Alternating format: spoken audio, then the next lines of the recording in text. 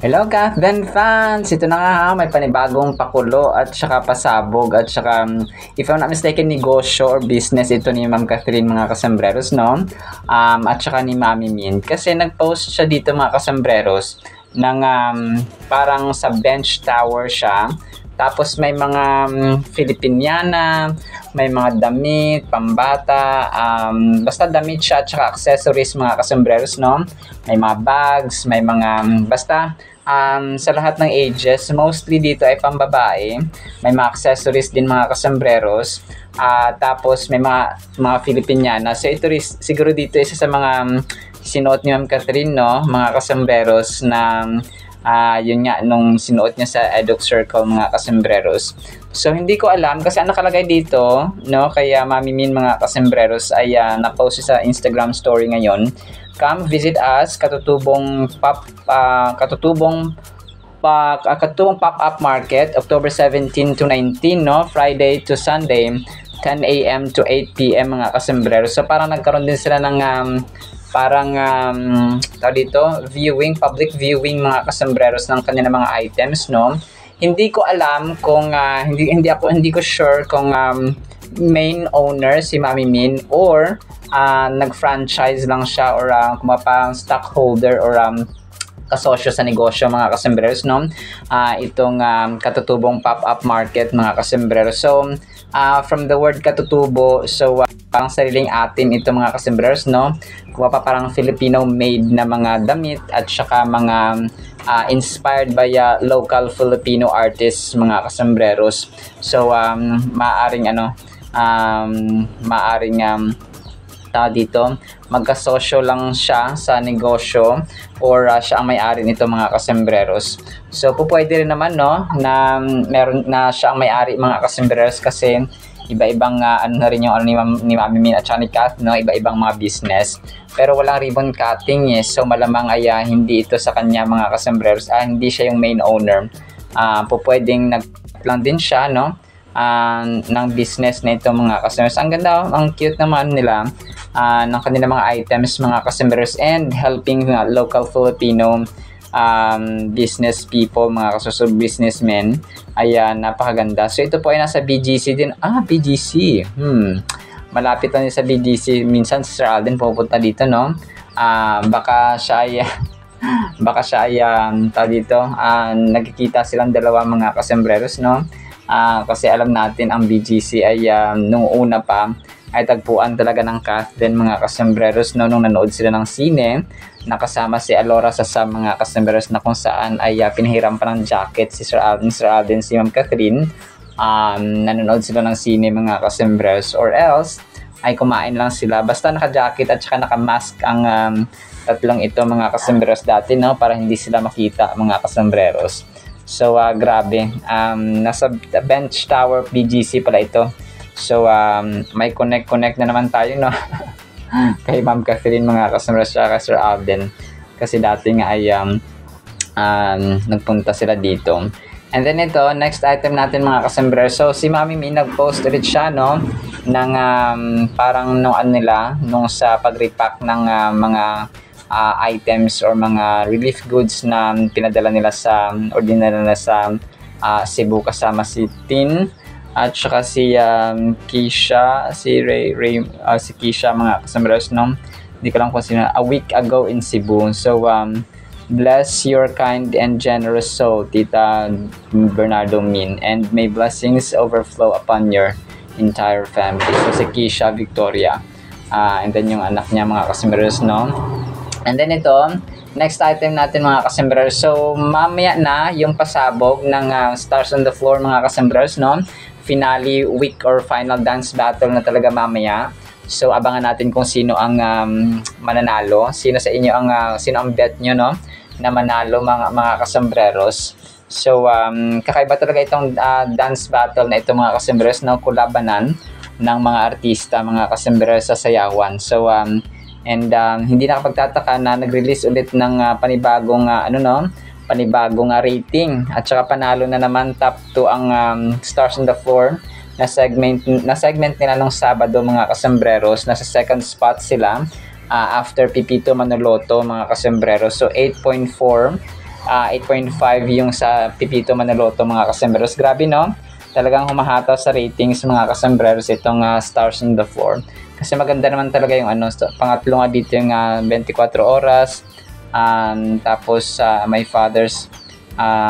So yun. So talagang congrats sa Stars on the Floor. Success ngayon pa lang. And then ito, pinost ni Mami Min yung yung trailer ng Unmarried na pelikula na ginawa nga no. Parang ang tema pareho sa pareho sa tawag dito sa kay Sir Alden Out of Order kasi may kaso-kaso din siya. So ang istorya pala nito ay merong mag-asawa sina Angelica Panganiban at saka si Sanjo Marudo na tawag dito na gustong magpaanal. Tapos ang judge dito naman ay si Ma'am Eugene Domingo mga kasembreros no. Ang cute lang. And then parang tawag dito parang may drama, parang may kwento kailang meron siyang parang paano nagsimula, paano nagtapos yung kanilang annulment or ang kanilang relasyon mga kasembreros. So parang ganito yung kwento.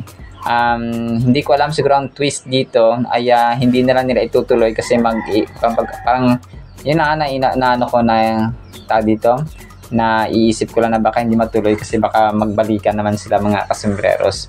So ang kulit kasi si Ma'am Eugene Domingo palang attorney dito mga kasembreros no. Si Attorney Jacqueline Lombridas ang kanyang pangalan dito mga kasembreros no. Attorney at law no. Ang cute niya no ni Ma'am Eugene Domingo dito mga kasembreros.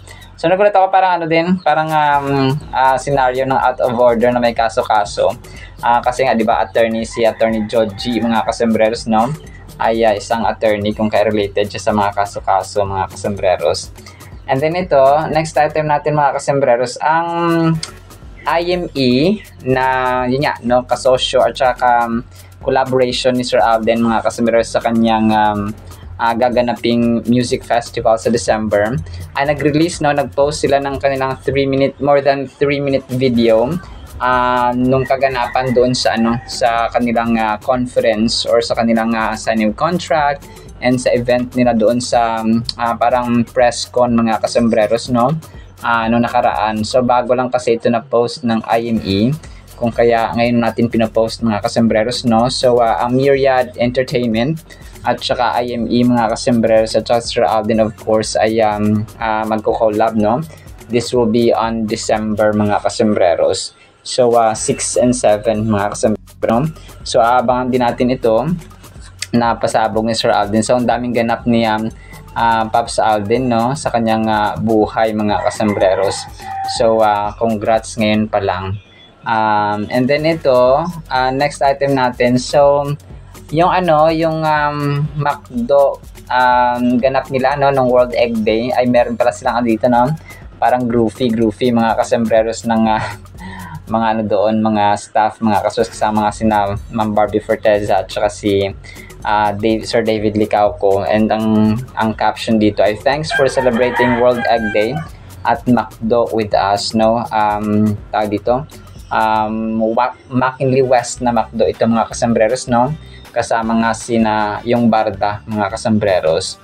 So yun po parang ngayon ko lang kasi nakita itong picture kung kaya isinama ko sa ating items dito mga kasembreros. Alright, so na sa ating Kathleen items no. Sana po ay pakinggan po natin ang Word of God. Today is October 18, 2025 Saturday na po no. Sana po ay pakinggan po natin ang Word of God. At para po sa ating Word of God ay sobrang ganda po nito mga kasembreros ang title po natin, Hinog ng Oras. Galatians 4:3-5. Even so when we were children, were in bondage under the elements of the world. Apostle Paul speaking ito. But when the fullness of the time had come, God sent forth His Son, born of a woman, born under the law, to redeem those who were under the law, that we might receive the adoption as sons. Napakaganda po nito mga kasembreros ha. So si Apostol Pablo po dito ayan nagsasabi no, nagpapaliwanag at saka nagre-remind sa atin no na nung tayo po ay kumbaga pa dati no kasi nga wala pa si Jesus, hindi pa dumating si Lord Jesus Christ, under tayo no sa kampon ng kasamaan kasi walang access sa heaven, walang reconciliation, walang kapatawaran kasi nga talamak na at saka kumapag grabe na at saka sobra na ang kasalanan ng mundo. Kumaga pa parang kung ikaw ay isang tatay, ikaw ay isang nanay, parang ang gagalaiti ka na sa galit, parang gusto mo nang sumabog sa galit kasi nga dahil sa grabing pasaway na parang hindi na kayang i-handle ang kasamaan at saka ang pagiging pasaway ng mga tao at that time, mga kasembreros.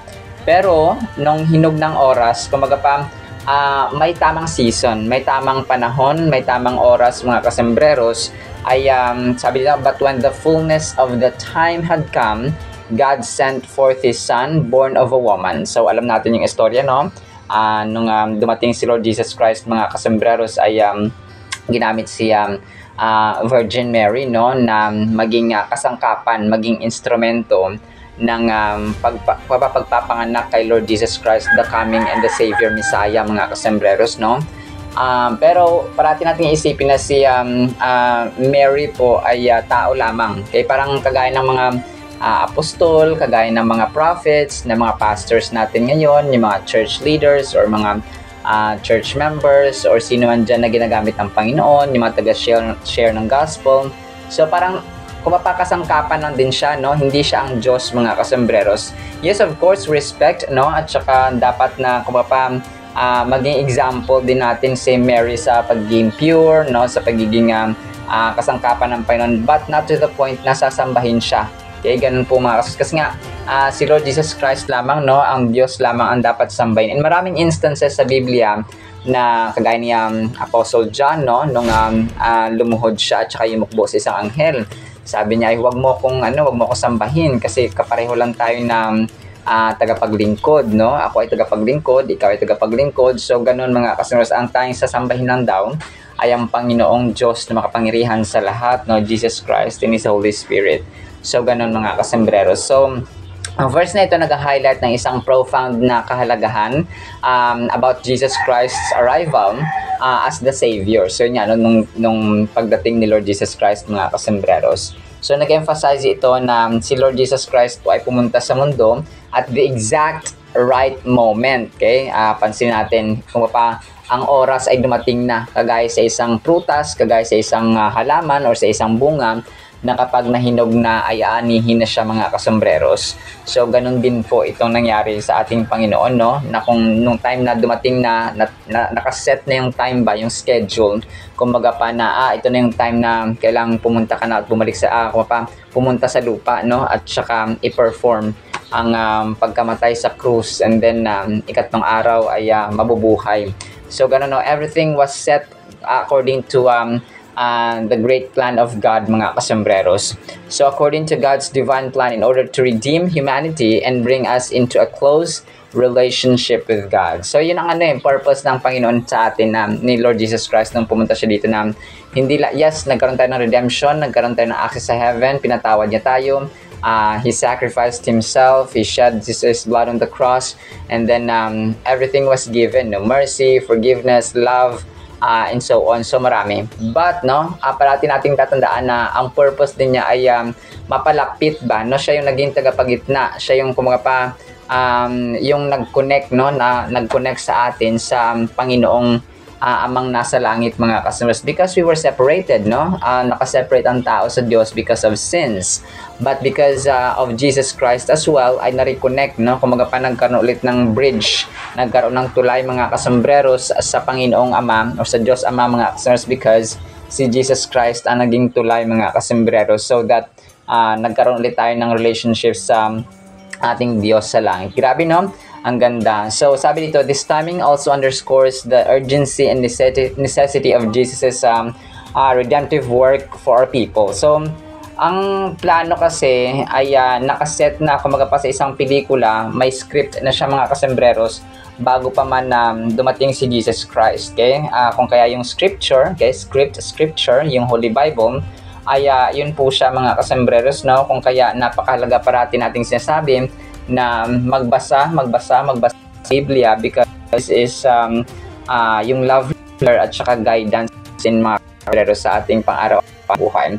So we feel loved, we feel alone, we feel empty, no, lahat na di-drain, stress, kaliwat ka na ng problema. So, yun yung, dun papasok, no, yung salita ng Panginoon in His Spirit, no, His comfort, His relief, His strength, His mercy, His love, no, na walang kapantay mga kasembreros, sa kanyang salita, no, kung kaya it's really important na araw-araw po tayo nagbabasa talaga ng Biblia. Jesus required meticulous planning and precise timing to enter the world when He did. So talagang grabe, no? Talagang great plan of salvation ng Panginoon. Talagang pinag-isipan yon.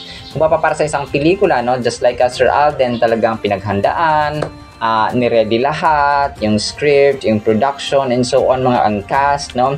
Talagang pinaghandaan. So how much more, no? Yung redemptive work, no? Yung pagdating ni Lord Jesus Christ. Alam niyo po, yung behind the scenes, 'di ba, yung mga dito, yung mga hindi natin nakikita sa harap ng camera, mas grabe actually ang pagod doon. Mas grabe yung plano, mas grabe ang brainstorming. So, dito sa Panginoong Diyos natin, no, sa kanyang pagdating ni Lord Jesus Christ, grabe din, pero alam natin na God is all knowing, you know. So, isang sabi niya lang, ito na agad. So, nabuo agad yung script. So, ganun siya so, hindi siya kagaya ng ating ng tao na kailangan pa ng ng effort, kailangan pa ng lakas, kailangan pa ng utak, kailangan pa ng creativity and so on.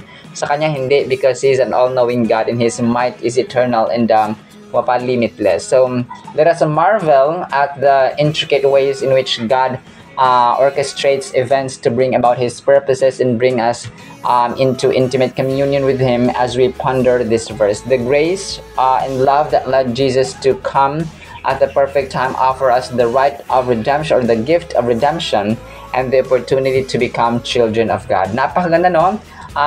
Talagang dapat araw-araw ay meron tayong time talaga na nagbabasa ng Biblia, because we cannot hindi natin ma-realize all the time na ganito pala kadakila ang pag-ibig ng Diyos. Yes, alam natin namatay sa krus, pero yung salita ng Panginoon talaga ang magre-remind sa atin in His Holy Spirit, mga kasembreros.